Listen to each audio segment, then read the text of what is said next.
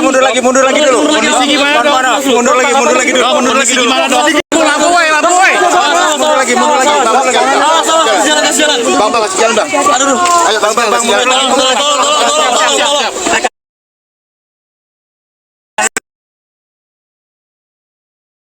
Tolong. Siap. Mundur dulu. Sedikit, Dok. Mana, Dok? Tolong kasih jalan. Tolong kasih jalan. Dok, gimana, Dok? Tadi, Dok. Tolong.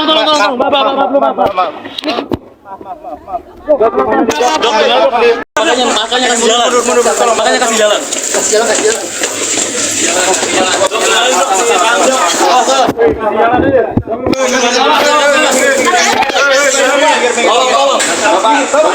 Tolong ya, tolong dulu. Kita mau lihat.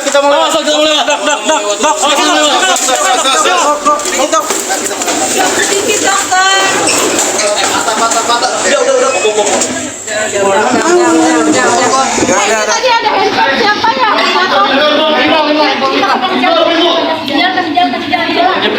Oh, dia ke sono, coy. Mata enggak kerangka coba tuh.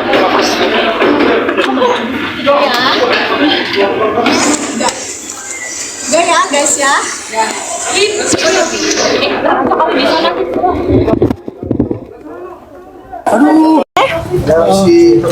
Yuk, jangan ngalangin jalan yuk. Maaf ya. Turun aja. Oke. Assalamualaikum. Yuk. Yuk.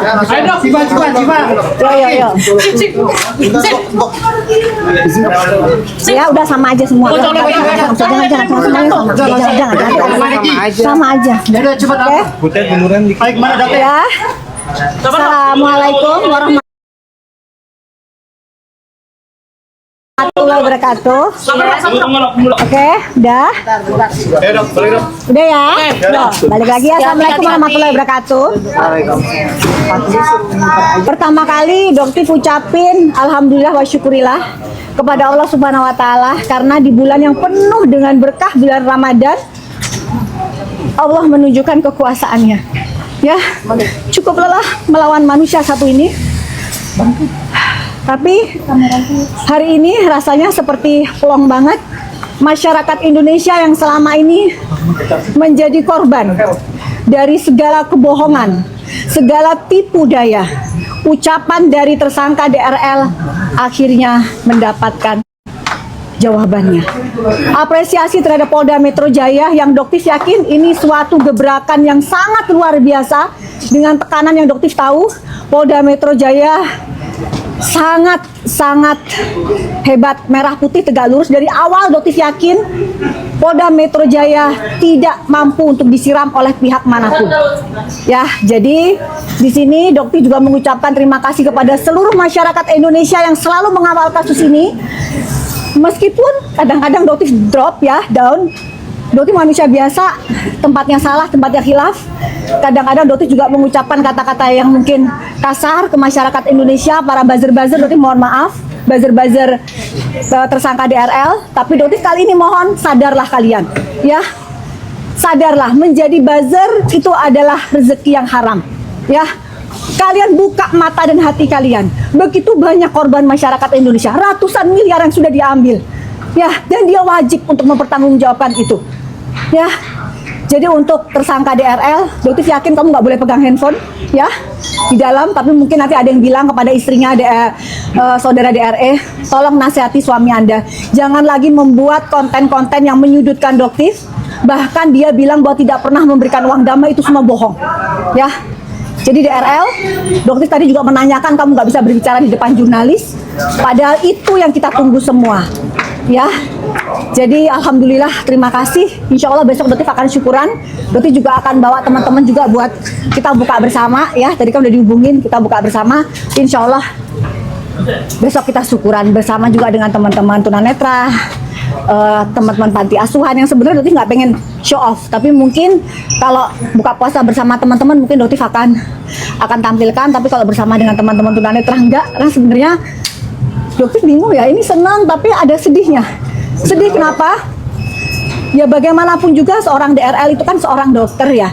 Tapi dibilangi pelan-pelan dari 3 tahun yang lalu dokter melaporkan ke ID, tidak ada teguran sama sekali. Kalaupun sudah disidang, mengulangi kesalahan yang sama dan lebih menjadi-jadi. Bahkan, mana tadi tuh? Apa? Pak Doni, mana? Ini, ya, di sini Goddess Hair. Ya, Goddess Hair Intensive Scalp Treatment.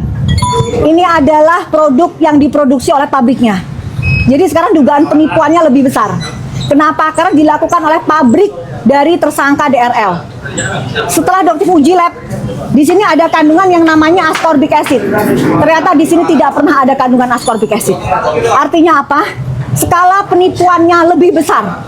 Ya, dugaannya dokter lebih besar. Mengarahnya ke pabrik yang dia punya. Dan ini salah satu barang buktinya. Ya, komposisi di dalam sini yang dia klaim tidak ada, tidak terdeteksi. Artinya apa?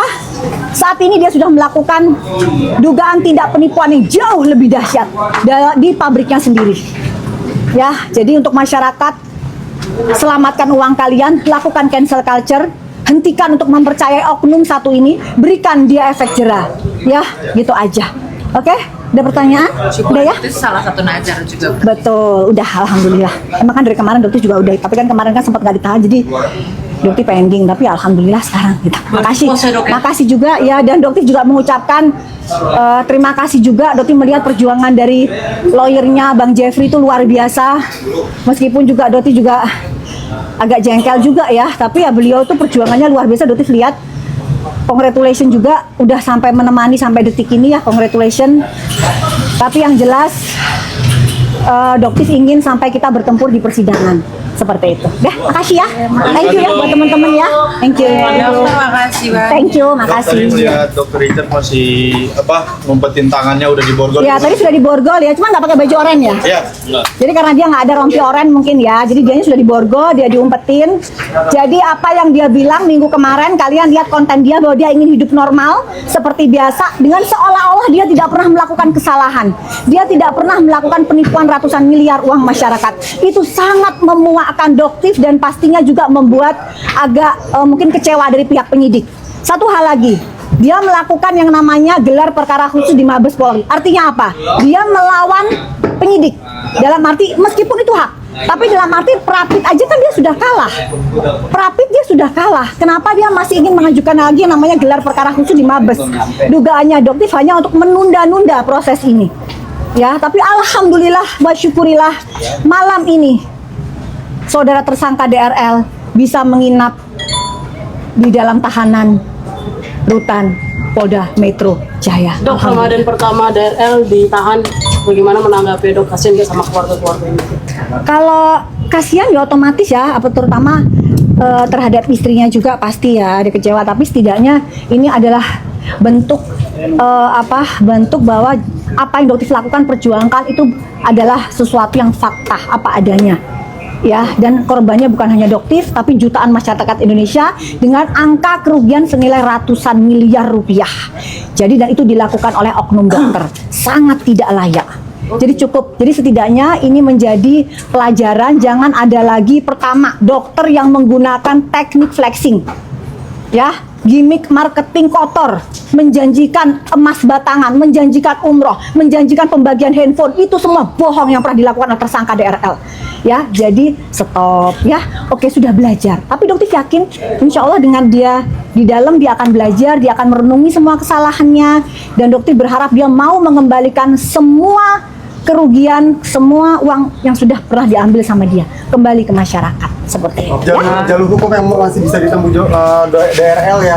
Ya, gelar perkara khusus di Mabes ya. Penangguhan penahanan kira-kira? Penangguhan penahanan juga mungkin, tapi Dokter sih berharap tidak dikabulkan. Kenapa? Karena memang kemarin pihak Polda Metro Jaya sudah sangat-sangat sabar menghadapi seorang DRL. Jadi kemarin dia diwajibkan wajib lapor di hari Senin dan Kamis. Ternyata dia tidak melakukan itu.